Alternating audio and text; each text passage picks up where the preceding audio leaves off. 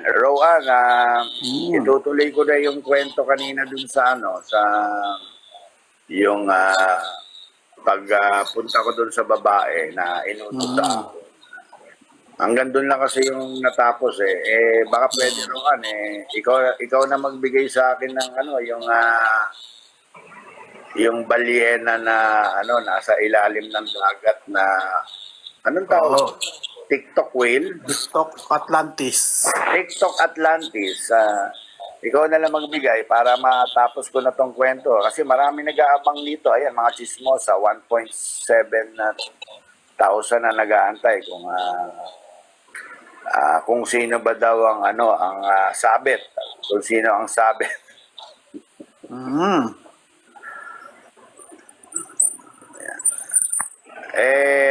Sabi dito ay pinag-uusapan daw ako ngayon ni Christy Fermin. Uy. Oo. Pinupulutan ka pala. Ha? Pinupulutan. Baka binibira ko ngayon ni Christy Fermin sa kanyang programa kasi ang Itbulaga at yung programa ni Christy Fermin ay iisa lang yan. Oh, talaga? Alam ko iisa lang ang producer at may-ari niyang kaya hindi malaya. Si Maring Christy naman, naman yan kahit binibira ko niyan magkaibigan. Kumbaga sa kanya, Ganon. kumbaga trabaho niya yan Wala personalan. Ilang buwan o ilang taon magkikita na naman yan. Bali hindi naman ako nagtatanim ng sama ng loob.